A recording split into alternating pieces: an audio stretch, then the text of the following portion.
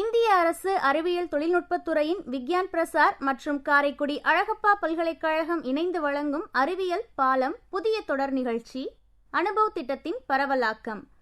ஆக்கம் ஊக்கம் வழிகாட்டல் டாக்டர் ஆர். ஸ்ரீதர். வடிவமைப்பு செயலாக்கம் காரைக்குடி அழகப்பா பல்கலைக்கழகத்தின் டீன் டாக்டர் KR. முருகன். நிகழ்ச்சி ஒருங்கிணைப்பு சமுதாய வானொலி இயக்குனர் டாக்டர் S. ராஜாராம். தயாரிப்பு குழு RJ காமாட்சி மற்றும் RJ PL காவேரிமணியன். இன்றைய பகுதியில் அழகப்பா பல்கலைக்கழகத்தின் வங்கி மேலாண்மை துறையின் தலைவர் டாக்டர் அலமேலு அவர்கள் மூத்த குடிமக்களுக்கான வங்கிகளின் சேவைகள் குறித்து உரையாடுகிறார். இவருடன் சந்தித்து உரையாடுபவர் டாக்டர் KR. முருகன். அனைவருக்கும் இனிய மாலை வணக்கம். நான் அலமேலு, அழகப்பா பல்கலைக்கழக வங்கி மேலாண்மை துறையில் பேராசிரியராக பணிபுரிந்து வருகிறேன். அழகப்பா பல்கலைக்கழக சமுதாய வானொலியின் மூலம் நேர்களுடன் உரையாடுவதில் மிகுந்த மகிழ்ச்சி அடைகிறேன். மூத்த குடிமக்களுக்காக வங்கிகள் என்னென்ன சேவைகளை கொடுக்கறாங்கன்னு கொஞ்சம் சுருக்கமா பேசலான்னு இருக்கேன். இப்ப மூத்த குடிமக்கள்னாலே வங்கி சார்ந்த சேவைன்னு எடுத்துக்கிட்டோம்னாலே ஃபர்ஸ்ட் நம்ம முதல்ல நமக்கு ஞாபகத்துக்கு வர்றது வங்கிகள் வழங்கும் வைப்பு தொகை, அதாவது டெபாசிட்ஸ். ஏன்னா அந்த மூத்த குடிமக்கள் எல்லாருக்குமே இந்த பண பாதுகாப்புங்கிறது ரொம்ப முக்கியம். வங்கியில பணத்தை போடும் பொழுது நீங்க போட்ட பணம் பத்திரமா திரும்பி வரணும்னு தான் மூத்த குடிமக்களுக்கு அந்த ரிஸ்க் எடுக்கிற அந்த அப்பிடைட் ரொம்ப கம்மியா இருக்கிறதுனால அந்த பாதுகாப்புக்கு ரொம்ப முக்கியத்துவம் கொடுப்பாங்க. அதனால வங்கிகள்ல போடுறது ரொம்ப பாதுகாப்பானது நமக்கு எல்லாம் தெரியும். ஆனா இப்ப அந்த வங்கி கொடுக்கிற வைப்பு தொகைகள்ல பாத்தீங்கன்னா அந்த இன்ட்ரெஸ்ட் கொஞ்சம் கம்மியா இருக்கு அப்படின்னு எல்லா மூத்த குடிமக்களுமே ஒரு குறைய வைக்கிறாங்க. இப்ப அதனால நான் என்ன சொல்றேன்னா, இந்த மூத்த குடிமக்களுக்கான சிறந்த சேமிப்பு திட்டங்கள் நிறைய இருக்கு. அந்த சேமிப்பு திட்டத்தை எல்லாமே வழங்குறது இந்திய அரசாங்கம். அந்த மாதிரி ஒரு 4 ஸ்கீம்ஸை நான் இப்ப ஐடென்டிஃபை பண்ணிருக்கேன். இப்ப அதுல ரொம்ப பிரதானமான ஸ்கீம் மூத்த குடிமக்கள் சேமிப்பு திட்டம், senior citizen saving scheme. Senior citizen saving ஸ்கீம்ங்கிறது கவர்மெண்ட் ஆஃப் இந்தியாவே ஆஃபர் பண்ற ஸ்கீம். அதனால அந்த சேஃப்டிங்கிற ஆஸ்பெக்ட், பாதுகாப்புங்கிறது அதுல நிறைய இருக்கு. அதோட அந்த வருமானம்ங்கிறதும் ஒரு உத்தரவாதமான ஒரு வருமானம் நமக்கு கிடைக்குது வட்டிங்கிறது மூலம். அந்த வருமானம்ங்கிறது நமக்கு தொடர்ச்சியாவும் கிடைக்குது. அதனால பாத்தீங்கன்னா இந்த நிதி சார்ந்த நிபுணர்கள் எல்லாருமே இந்த மூத்த குடிமக்களுக்கான சேமிப்பு திட்டம் தான் ரொம்ப சிறந்த சேமிப்பு திட்டம்னு சொல்றாங்க. எல்லா மேகசின்ஸ், ஜேர்னல்ஸ், இன்டர்நெட் சோர்சஸ் எல்லாமே இந்த ஸ்கீமுக்கு ஒரு நல்ல மதிப்பீடு கொடுத்திருக்காங்க, ஒரு நல்ல ரேங்கிங் கொடுத்திருக்கு. சோ அதனால மூத்த குடிமக்கள் எல்லாமே, சீனியர் சிட்டிசன்ஸ் எல்லாருமே இந்த ஸ்கீமை பண்ணிக்கிட்டு அந்த பெனிஃபிட்டை அவைல் பண்ணணுங்கிறது தான் அந்த நிதியியல் நிபுணர்களுடைய கருத்தா இருக்கு. சோ அப்ப அந்த ஸ்கீமை பத்தி நான் கொஞ்சம் பிரீஃபா சொல்லிடுறேன். பேசிக் ரெக்யர்மெண்ட் என்ன, மினிமம் எவ்வளவு இன்வெஸ்ட் பண்ணணும், கொஞ்சம் ஒரு பேசிக் இன்ஃபர்மேஷனை நான் இப்ப ஷேர் பண்ணிக்கிறேன். இப்போ இப்போ as far as the senior citizens are concerned, அதாவது மூத்த குடிமக்கள் எல்லாருமே என்ன நினைக்கிறாங்கன்னா, வயதான காலகட்டத்துல நம்ம யாரையும் சாராம நம்மளா இண்டிபெண்டா இருக்கணும், ஒரு நிரந்தரமான வருமானம் வரணும், நம்மளுடைய குடும்ப தேவைகளை நம்மளே பூர்த்தி செய்யணும் அப்படிங்கறது அவங்களுடைய எண்ணமா இருக்குது. அத மனசுல கொண்டு இந்த கவர்மெண்ட் ஆஃப் இந்தியா 2004 இந்த திட்டத்தை அறிமுகப்படுத்தியிருக்காங்க. இந்த திட்டம் எல்லா அஞ்சலகங்களிலும் முதன்மையான வங்கிகளிலும் மூத்த குடிமக்களுக்கு இருக்கு. மூத்த குடிமக்கள் அந்த வங்கிகள்ல கூட அந்த ஃபெசிலிட்டிஸை யூஸ் பண்ணிக்கலாம். சோ இப்ப இந்த மூத்த குடிமக்களுக்கான சேமிப்பு திட்டத்தை யாரெல்லாம் ஓபன் பண்ணலாம்னு பாத்தீங்கன்னா, 55 வயசுல இருந்து 60 வயசுக்குள்ளவங்க ஓபன் பண்ணலாம். சோ இந்த 60 இயர்ஸ் தான் மினிமம் 60 இயர்ஸ் அட்டைன் பண்ணிருக்கணும், இல்ல 55 இயர்ஸ் கம்ப்ளீட் ஆயிருக்கணும். குறைந்தபட்சமா 1000 ரூபாய் வருமானம் முதலீடு பண்ணா போதும். அதிகபட்சமா 15 லட்சம் ரூபாய் வரைக்கும் பண்ணலாம். ஒரே டைம் ஒரு பிக்ஸட் டெபாசிட் மாதிரி தான், பேங்க் டெபாசிட் மாதிரியே நம்ம 1000 ரூபாய் முதலீடு பண்ணலாம், இல்ல அப் டு 15 lakhs வரைக்கும் பண்ணலாம். இதுக்கான வட்டி விகிதம்னு பாத்தீங்கன்னா, இப்ப உள்ள வட்டி விகிதம் 7.4% இருக்கு, 7.4%. இந்த 7.4%ங்கிறது நான் ஏன் சொல்றேன்னா, தற்சமயத்துல வங்கிகள் பிக்ஸட் டெபாசிட்டுக்கு வழங்குற வட்டியை விட இது நல்லா அதிகமா இருக்கு. சோ ஒரு கணிசமான ஒரு வருமானத்தை மூத்த குடிமக்களுக்கு இந்த திட்டம் கொடுக்குங்கிறதுல சந்தேகமே கிடையாது. மத்தபடி ஒரு டெபாசிட் மாதிரி என்னென்ன வசதிகள் உண்டோ அது எல்லாமே இந்த சீனியர் சிட்டிசன்ஸ் சேவிங் ஸ்கீம்ல இருக்கு. சோ நாமினேஷன் பண்ணிக்கலாம். மெச்சூரிட்டின்னு பாத்தீங்கன்னா, இதனுடைய மெச்சூரிட்டி பீரியட் முதிர்வு காலம்னு நம்ம தமிழ்ல சொல்றோம் இல்லையா, அது 5 ஆண்டுகள். மேலும் வேணும்னா நீங்க இன்னும் ஒரு 3 வருஷம் நீங்க எக்ஸ்டெண்ட் பண்ணிக்கலாம். சோ இது என்ன சொன்னா, 1000 ரூபாய் நான் டெபாசிட் பண்ணிட்டு at the end of the 5th year, 5வது வருஷத்துக்கு முடிவுலையோ இல்ல 8வது வருஷத்துக்கு முடிவுலையோ நான் பணத்தை திரும்ப பெற முடியும். இல்ல ப்ரீமெச்சூரா வேணாம் முன்னாலே வேணாலும் நம்ம க்ளோஸ் பண்ணிக்கலாம். ஒரு வங்கி வைப்பு தொகை மாதிரியே ஒரு 1.5% ஃபைனோட அதை நம்ம க்ளோஸ் பண்ணிக்கலாம். 2 வருஷம் கழிச்சு முடிச்சா 1% லெசர் இன்ட்ரெஸ்டோட நம்ம க்ளோஸ் பண்ணிக்கலாம். சோ இதுதான் இதனுடைய ரிட்டர்ன்ங்கிறத பார்த்தா இதுல ஒரு முக்கியமான அம்சம் என்னன்னா பாதுகாப்புங்கிறது உங்களுக்கு 100% இருக்கும். as it is a government of India ஸ்கீம்ங்கிறதுனால உங்களுக்கு உங்க போட்ட பணம் உங்களுக்கு காரணத்தை கொண்டு நீங்க இழக்க வேண்டாம். அது அப்படியே திரும்ப வந்துரும். ஒரு நல்ல வட்டியோட உங்களுக்கு திரும்ப வரும். உங்க தேவைக்கு ஏற்ப நீங்க எடுத்துக்கலாம். முன்னாலே வேணும்னா கூட நம்ம எடுத்துக்கலாம்.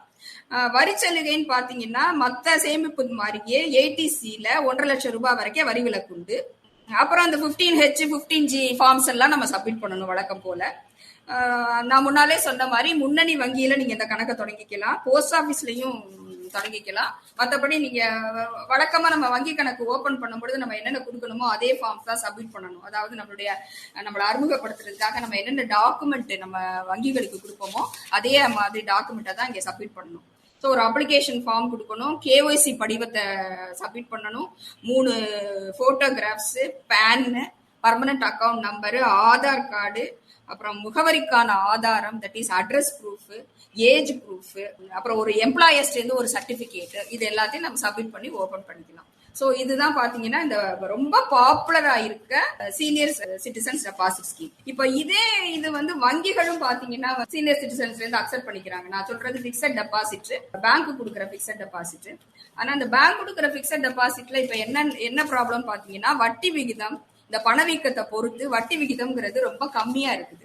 சோ அதனால பாத்தீங்கன்னா மினிமம் பாத்தீங்கன்னா ஒரு 5.5 இருந்து இந்த டெபாசிட் இன்ட்ரெஸ்ட் ரேட் வந்து பாத்தீங்கன்னா ஒரு 6.6 தான் ரொம்ப அதிகமா இருக்குது. எல்லா வங்கிகளுடைய வட்டி விகிதத்தையும் இப்ப நான் கம்பேர் பண்ணி பார்க்கும் பொழுது ஒரு வருட வைப்பு தொகைக்கு பாத்தீங்கன்னா மிக குறைந்த வட்டி 5.4 இருக்கு, மிக கூடுன வட்டி 6.6 இருக்கு. 3 வருஷத்துக்கு பாத்தீங்கன்னா மிக குறைந்த வட்டி 5.75% இருக்கு, கூடுன வட்டி 7% இருக்கு.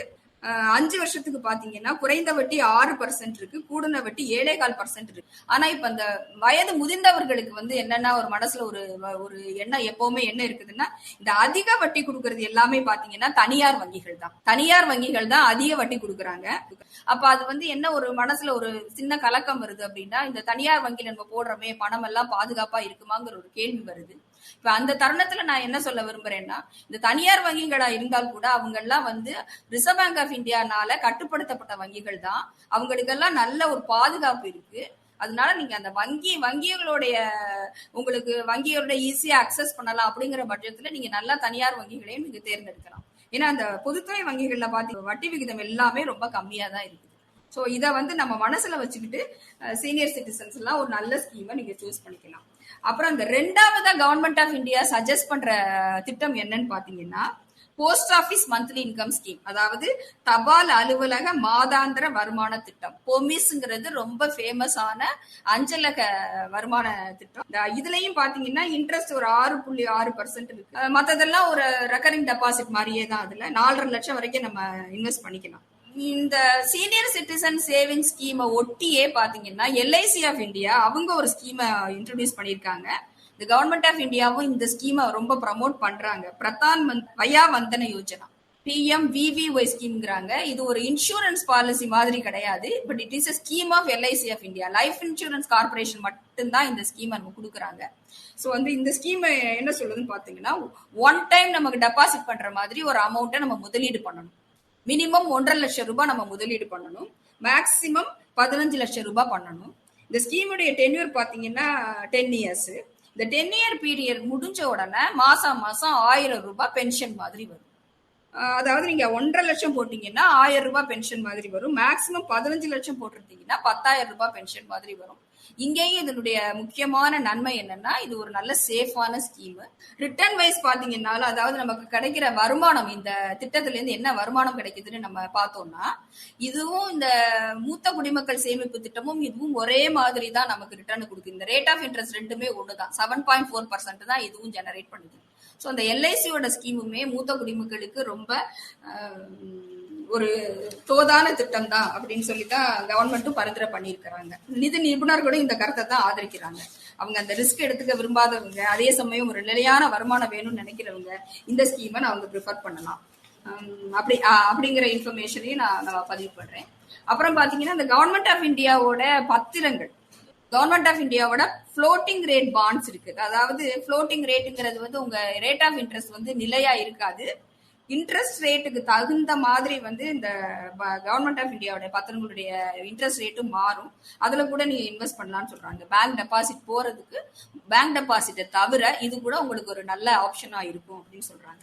ஸோ இதனாலையும் தவிர நிதி நிபுணர்கள் என்ன சொல்றாங்கன்னா, இந்த பரஸ்பர நிதிகள் மியூச்சுவல் ஃபண்ட்ஸ் எல்லாம் இருக்கு இல்லையா, மியூச்சுவல் ஃபண்ட்ஸ்ல நல்ல ஃபண்டா சூஸ் பண்ணி நீங்க வந்து இப்ப அந்த சிஸ்டமேட்டிக் இன்வெஸ்ட்மெண்ட் பிளான்ஸ்ங்கிறது வந்து ரொம்ப பாப்புலரா இருக்கு. மாசம் நம்ம இன்வெஸ்ட் பண்றது.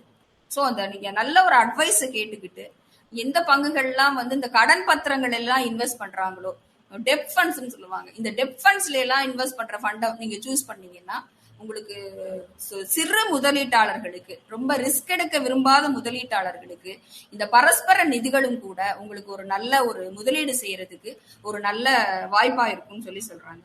ஸோ அந்த வங்கிகள் வழங்கும் வசதிகள்னு பாத்தீங்கன்னா, வைப்பு தொகை வசதிகள்னு பாத்தீங்கன்னா, நீங்க சேவிங்ஸ் பேங்க் அக்கௌண்ட் நம்ம எல்லாருமே நம்ம டெய்லி ரொட்டீனை பினிஷ் பண்றதுக்காக நம்ம வச்சிருப்போம். அது போக நம்ம முதலீடு பண்றதுன்னு பார்த்தோம்னா நம்ம ஃபர்ஸ்ட் ஆப்ஷன் நமக்கு வர்றது வந்து பிக்சட் டெபாசிட் தான். அந்த பிக்சட் டெபாசிட் வங்கிகளே வழங்குற பிக்சட் டெபாசிட்டை விட இந்த senior citizen savings deposit scheme ரொம்ப பெனிஃபிஷியலா இருக்கும். என்ன அந்த மெச்சூரிட்டி பீரியட் மட்டும்தான் ஒரு 5 வருஷம். அதுக்கு முன்னாலே வேணும்னா கூட நம்ம பணத்தை வித்ட்ரா பண்ணலாம். இங்க இன்னொரு முக்கியமான கருத்து என்னன்னா, இந்த சீனியர் சிட்டிசன் சேவிங் டெபாசிட் ஸ்கீமுமே வங்கிகள்லே இருக்கு. நீங்க ஓபன் பண்ணிக்கலாம். இந்தியன் பேங்கோ, ஸ்டேட் பேங்கோ, இந்தியன் ஓவர்சீஸ் பேங்கோ, பேங்க் ஆஃப் பரோடாவோ இல்ல போஸ்ட் ஆபீசஸோ தே ஆஃபர் திஸ் ஸ்கீம். அவங்கள்ட்ட இந்த கணக்கை நீங்க துவங்கிக்கலாம். ஒரு டைம் நீங்க டெபாசிட் பண்ணா போதும். 5 வருஷம் கழிச்சு உங்களுக்கு அந்த ரிட்டர்ன் வந்து சப்ஸ்டான்ஷியலா கிடைக்கும். இந்த 5 வருஷம்ங்கிறது உங்களுக்கு ரொம்ப லாங்கா இருக்குது. ஒரு சீனியர் சிட்டிசனுக்கு நம்ம யோசிச்சு பார்த்தோம்னா கூட before after 2 years, after 3 years கூட நீங்க ஒரு 1% இன்ட்ரெஸ்ட் லெஸ் பண்ணிக்குவாங்க. யூ கேன் நம்ம அந்த வசதிகளை பார்த்துக்கலாம். நேயர்கள் இதுவரை கேட்டது அழகப்பா பல்கலைக்கழகத்தின் வங்கி மேலாண்மை துறையின் தலைவர் டாக்டர் அலமேலு அவர்கள் ஆற்றிய உரையாடல். இந்நிகழ்ச்சியின் தொடர்ச்சியை நாம் அடுத்த பகுதியில் கேட்கலாம்.